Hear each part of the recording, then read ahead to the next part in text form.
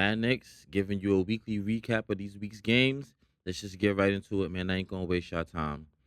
Today, I'll just give you a weekly recap, and then we'll do a mid-season report after. Um, this week, mixed bag. What can you expect? We only had two games this week.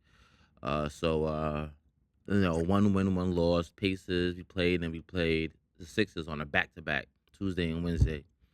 The Pacers game, it was a loss. What can you do? We're gonna get their best shot, man. Actually, we get everybody's best shot. I mean, at this point, people in the Eastern Conference, they're gunning for us, man. And the Pacers will not fall no short of that either, man. Like they were on us, man. Our defense struggled. Our offense was good. Our defense really struggled, man. I mean, some coaching errors, in my opinion, that I didn't like. Um, some defensive lapses that we had, and you can say what you want. People might feel the way they want to feel about the Knicks, but you're gonna go through that sometimes, man. It's an NBA season. You're gonna lose to teams that you should beat here and there. You're gonna beat teams that maybe you shouldn't have beat. So it's kind of inevitable, man. But I still would have liked to win this game. I mean, being that as it may, we should have won this game, man. Um, Sixers game we had after that, it was a blowout. We smoked them. I mean, pretty much from the start, we was blowing them out, man. That was really wasn't no thrills there, nothing climactic there. It was just a spanking, and you know, pretty much what we didn't do against the Pacers, we did against the Sixers, a better team. People talking about the inconsistency of the Knicks. I don't buy it. I mean, we're 12-2 in our last 14 games. I mean, come on, is it really that serious? Like, it's just, I don't know. It's over dramatic, and people just want to peg us that way, man. So, what about Oklahoma City then? They've been win, losing. Are they inconsistent? It's just ridiculous, man. Like, we got the heaviest jersey in the league, man. 1-1 on this week, a short week. So, what can you do, man? Let's just get into the player by player analysis. Jalen Brunson, Pacers game, he had 40 points, 15 for 31 from the field, 4 for 14 from three, 8 assists. Then in the Sixers game, he had 8 points, 4 rebounds, 4 assists. The Sixers game, he was playing facilitator. I think he might have been on Twitter hearing the fans getting at him about calling his own number in that Pacers game at the end, taking them heat check shots, jacking up shots. Even though we fought and we made it to the end and really on his back, man, he put the team on his back. So I don't know if he would listen to the fans. I don't think he does, but it seems like he made a concerted effort to facilitate and get everybody else involved first. And then really he never really got his own because we blowed him out. So it wasn't really like we didn't really need much from him. So I got Jalen neutral, man. The 8 point game, the 40 point game, big numbers. In the next game, 8 points. I have him neutral. I can't say down. He has been struggling from three, that's for sure. He went 4 for 14 from three at that Pacers game, and he wasn't any better in the Sixers game. He hasn't really been great from three, man. I don't know what the numbers look like in total, but from the eye test, he hasn't really been like making them in at the clip that we're used to, man. But all in all, I got him neutral, man. I like the game he played, both games. You know what I mean? Mikal Bridges, I got Mikal up. I got Mikal up, man. This is the first time I have him up. 22 points, 9 for 15 from the field, 6 rebounds. Sixers game, he had 22 points, 9 for 15 from the field, 5 rebounds, 6 assists. Mikal Bridges was going crazy both games. Both games. The Pacers game, the first quarter, he showed a whole lot. Then he kind of tapered off in the second and third. And then towards the end, he made in some big shots. The Sixers game, he made sure from the jump he was gonna be aggressive, man. I have Mikal up, man. I want to see more of this. I'm hoping, like, it's sad to get this now, and then we have a break. And I don't. I hope it's not a situation where he has to get the fire. He has to build the fire back up now when we come back. I'm hoping he can hit the ground running, man, and continue that aggression. Oh, so I have Mikal up. OG, I have him down by default. He got hurt. Pacers game DNP, Sixers DNP. Sad for OG because he started to really start to find his rhythm the past couple weeks, but I have him down nevertheless. Josh, I have Josh up, man. I have Josh up. I could have him neutral because this is pretty much what he always does, but I have him up, man. Pacers game 15, 11 rebounds, 11 assists. Sixers game 6.7 rebounds, 9 assists, and it was a blowout. It was a blowout, man. So you're not gonna get a whole lot of points from everybody in that blowout, except for, of course, Grand Theft Alvarado. But I have Josh up, man. Josh is hitting the three. Every time they put that center on him or the power forward on him, he's making that three. He's not pulling his punches. He's jacking it up and he's making them in. He's grabbing rebounds. He's getting assists. He's doing everything. He's Mr. Everything for us, man. I have Josh up. Cat, I got Cat up.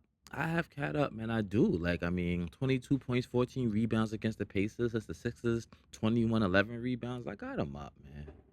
I have him up, man. Cat's been playing a real good game. I know the media, ESPN specifically, man, they got a hard on for Cat, man. And I don't know what they're expecting of him. Like, he's not probably gonna get 40 a night. Not on this team that's so talented, that's so loaded offensively. You know what I mean? Like, and I do criticize the players sometimes for not finding him, but we've been finding him, man. You know what I mean? We've been finding him. Not a whole lot, but we've been finding him. It's a lot better than it was before. And let's be real, Cat's been finding himself, which is what it's going to take, man. You can't expect Jalen to set you up all the time, or he's an offensive minded player. Josh can only do but so much, and we don't have that much time on the shot clock for you to do so much hand fighting to get position in the post. You got to figure out a way to get points, man. You have to figure it out, man. But nevertheless, he has been figuring it out. I have him up. Mitch, I have Mitch down. Um, Look, man, Pacers, he had a DNP. He never plays in the first game of a back to back. Sixers game, he had 11.6 rebounds, but it was a blowout. He didn't play a whole lot. He was effective, though, when he played. Got blocks. No, but I take it back. I have him neutral. I have him neutral. I'll take it back. First time taking it back on the weekly recap. He's neutral because he did get a couple key blocks in that Sixers game, some good rebounds. He was offensive. He had the ball one time instead of kicking it out for a 3 pointer. He actually went up to the basket. He got fouled. That happened. I mean, a couple alley oops came his way. He went up and got him. I have him neutral, man. He was doing Mitch things, man. He really was. Excuse me. Shamit, I have Shamit up. I have Shamit up. That Pacers game was good, especially at the end. He came clutch. I mean, the reason why we really caught back up to the Pacers was some key 3 pointers from Shamit, some key plays from Shamit. Even though it was a loss, he did okay. Now the stats don't say that. 17 points, 6 for 14 from the field, 4 for 11 from three. Not the greatest numbers, but when you looked at the game, when you watched the game, he didn't disappear in the moment he played. Um, I have Shamit up. Sixers game was a blowout. 9 points, 5 assists. It was a blowout, man. It was over with. Kolick, I have him down. Look, man, ever since we got Grand Theft, man, Kolick minutes has been scarce, man. And I told my boy that was gonna happen. Kolick has a lot of polishing that needs to happen with his game. I'm sorry, and he does do good for us, and I think he will do good for us. And something were to happen and he would play, I would trust him. But in the grand scheme of things, he just has a lot of polishedness, man. Like there's a lot of things that's missing that that we don't that we're not that we don't get from him that we need to get from him. You know what I mean? Like I mean, at that position, it's not enough to just be a game manager at that position. We need him to flourish. We need him to be like a difference maker out there. And I think sometimes he's just steering the ship. And it's like, nah, we need more than that. Kolick paced his game, he had 0 points. He had nothing. Sixers game, 3 points, 2 rebounds, 3 assists. Okay, so he didn't play the Pacers game, so it's a little disingenuous, but you get the gist. I have him down. Hopefully the second half of the season, if all is going well, he might not play because we have a lot of depth. But if he does play, maybe we see a little more from Cole. Like Huck Porty, neutral. You get what you get from him. Pacers game, 7 points, 5 rebounds, Sixers, 2 points, 4 rebounds. Look, man, we got Shohan for a reason. We just signed for Shohan. He got waived from the Spurs. Not enough, man. Yabu Selly minutes. We got him out of there. He wasn't giving us good minutes. Huck Porty, I was expecting more from the second year from him, man. I get it. He's playing a limited time, but I still was expecting more with the time he's playing, man. He's kind of all over the place. So I have him down. Jordan Clarkson, I have down as well. His minutes is it's going to be scarce, man. It's going to be scarce. Like it's not gonna, I know it's unfortunate because he did do good for us, especially during that Cup Finals. But maybe, man, Tom, things happen, and maybe he'll be a hero for us for a playoff series. But right now, I have him down. Pacers game 4 points, Sixers game 8 points down. Mo Diawara, look, I have Mo Diawara up. Now look at the stats. The Pacers is 3 points. Sixers game, he had 14 points, 4 for 8 from three, 5 rebounds. A lot better in the Sixers game than the Pacers game, but still not like earth shattering numbers, but it's the eye test when it comes to Mo Diawara. The eye test, man, I'm telling you, like, he has it. I said it before. I don't know what it is, but he has it, man. He has the look, he has the stature, he has a motor, he plays really good defense.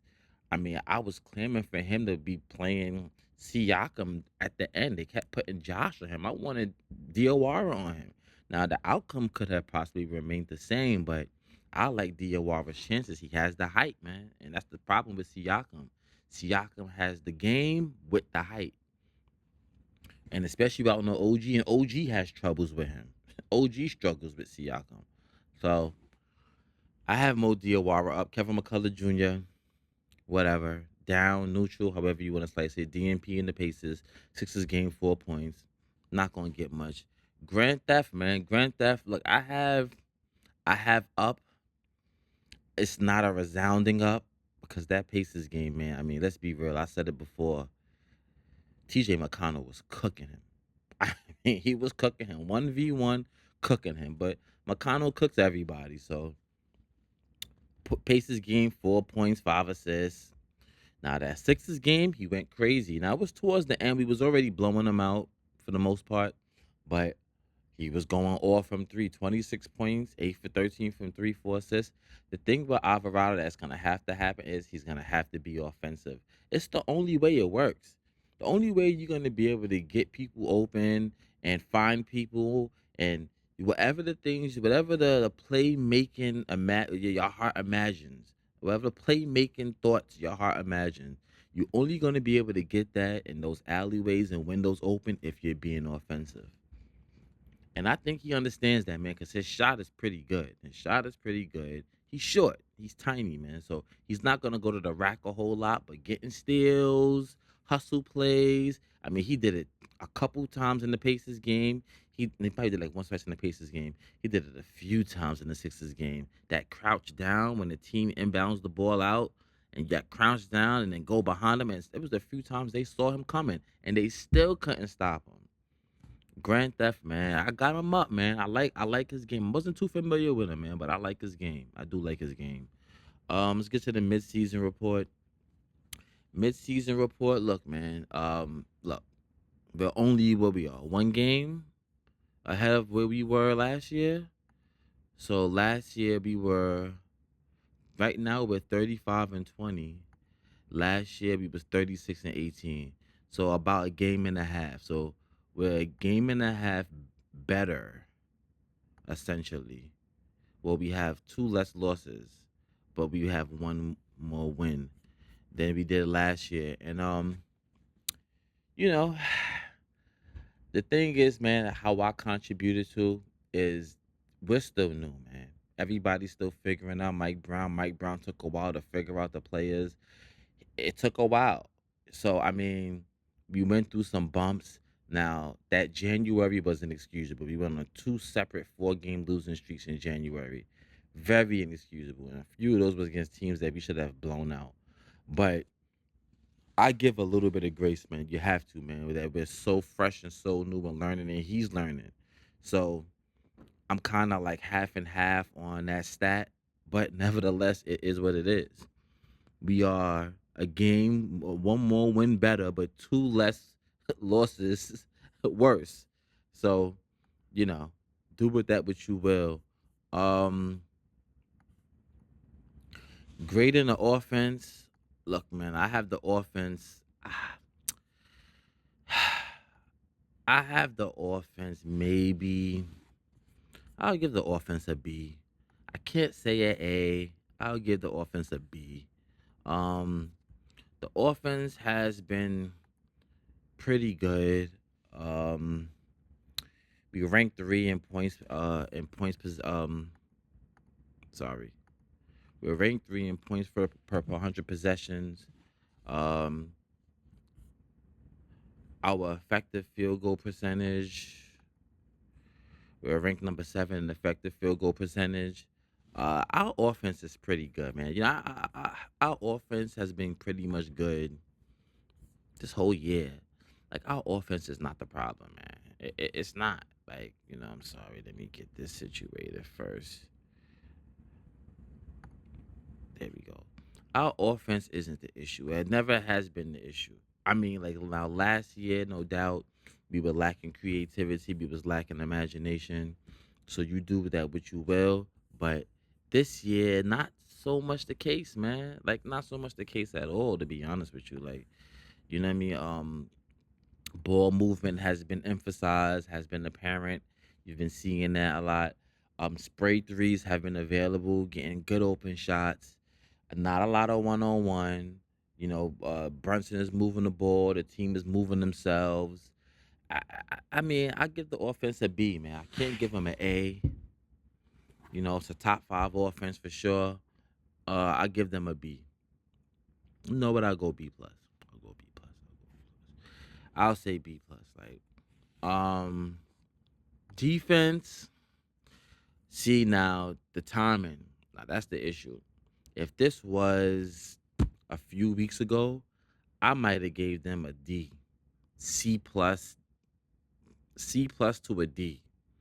But for the past couple weeks, maybe since end of since I was yeah, probably past couple of weeks, maybe past 3 4 weeks, I really took a step up defensively, man. Really took a step up defensively. Like I mean everybody's pulling their weight. Nobody is slacking. Of course, you're not gonna get all well defense from a Cat or a Jalen, but Jalen has been taking the challenge. I feel like that's been so underrated. People not saying it. People still want to bring up the past, but Jalen has been taking the challenge, man. Like instead of Jalen trying to hedge fast so he could get back to his man, so that out one of our defenders could recover, Jalen has been taking the switches and guarding the switches. Win, lose, or draw. He's a stout guy, man. It's just he's short. That's all it is. But I like what we've been doing defensively. Cat has been okay defensively, like just decent, if you will. Not okay. Okay is amazing for Cat. He's been decent, man. He's been decent. So I like what I be getting from, and those are our two, quote unquote weaker defenders. Um, Mikhail's defense has been okay. I don't want to say solid, but it's been okay. There's been some bad moments, but okay. Josh defense has been okay. OG is the dog. You get what you get from him, man. All the time defense. Mitch is the dog. You get what you get from him from defense. I have it. I don't know. I'm gonna give it a B, man. I'm gonna give it a B. I don't want to be like too, hyperbolic here, but I don't want to be too much of a pessimist. Like, I want to give like the right amount of credit with this team, and I feel like a B, especially now that I'm being asked that now, and I'm totaling the whole season. I'm giving them a B right now, man. Like this defense has made strides. Coach, look, man, tough atmosphere for coach to be in, man. It really has been. Like it's been tough with the expectations that this team has. Like it's been tough for coach, man. But I've been a very staunch, if you will, critic of the coach. There's some things that get me mad from day to day, from time to time, and sometimes I gotta check myself. Is that my own biases? Because Tibbs was a fan favorite. We love Tibbs, man. He's been there for the past 5, 4, 5 years, 6 years. So there's some real love for Tibbs, but you got to get over that, and we turning a new leaf here, and it's like, all right, I'm a fan of this team. I want to see the coach do good. And to his credit, there's some really good that he's done. There's some bad that I nitpick, but for the most part, there's some good that he's did, man, that he has done, man. The stats, I already mentioned it. We're one game. We have one more win than we do last year. Two more losses than we do last year. So that's pretty much on par with what it is for us. We've been hovering around number two, number three seed. He won the NBA Cup Finals, so he got that on his belt. A top five offense right now, we're like probably like number 11 or something like that, number 13 or something like that. A rated defense in the league.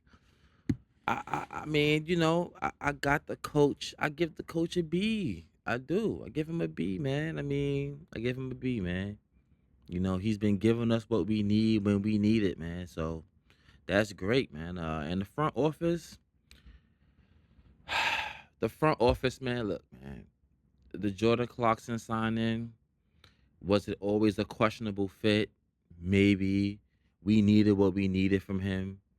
Um, when we needed it. Let's be real. But he's lacking certain things that we've always known, and he tries out there. He Don't get it wrong, he tries out there, but I'm not mad at the front office for pulling the trigger on Clarkson. We just needed depth. We needed depth, man. We needed bench help, man. He does provide some scoring punch, regardless of the fit. And then the contract for being what it is, just a 1 year contract. I believe Utah's on tap for his 20 something million, and we're only on tap for like 2 million or something like that. So am I gonna beat the front office about that one, even though he has not been getting playing time recently? People been jumping him in the depth chart, jumping in front of him. I'm okay with that. The Yabusele signing was always a head scratcher. I just never understood the Yabusele signing. But they got him. They traded him in some picks and turned him in a pick. I think we got 2 second round picks. So we traded him in 2 second round picks for the kid from Chicago, Terry, and then we end up trading Terry for Hot Jose Alvarado, and then we end up getting Shohan. So, as far as the offseason is concerned, some of the moves that were made, the moves that we continue to make, um, sticking with this team, and then also, as Kendrick Perkins says, not making the move. Excuse me, not making the move for Giannis. Once I culminate all of that with our record, the staff doing really well when it comes to health. I mean, we've injury bug has hit us small the past couple weeks, but dealing with Mitch's injury, not playing him on every night of back to back, and still sustaining wins, like just everything. All in all, I give them a B, man. I do. I'm not gonna give them an A. I can't do A, but I give them a B, man. I think the front office did all right, man. I think this has pretty much been a B plus from every facet of this team, man. Offense, defense, the coach, and the front office, man. Like we're okay, man. Like we're between okay and great. Like we're not legendary, we're not exceptional. We're okay to great, man. Like and I don't think our best. I don't feel like we've played our best basketball yet. Like we're still gearing there. We're still nearing there. We're still gearing there. Like, and I feel like it's achievable, man. When we play games like how we played against the Sixers, when I think about some of these key games, the Spurs game and the Cup final, one of those Miami Heat games, what we did to Boston a couple, well, really twice, because we beat them twice, they beat us once. Some of those key games, it's like if we could just capture that and do that all the time and we're capable of, oh my God, only us. I literally say this all the time. We're the only ones that are stopping ourselves, offensively and defensively, man. But when we have the game like we did against the Pacers, or what we did against the Kings in Sacramento, or what we do against Golden State, that's where the man, come on. But all in all, we still all right, man. We still all right to have 2 4 game losing streaks and to be only a half game out the second slot. We all right, man. We all right. It's not all bad, man. So That's it, man, for this video, man. Mad Knicks here. I'm giving you a mid-season report. I know it's All-Star Weekend, but I'm gonna put out some more videos.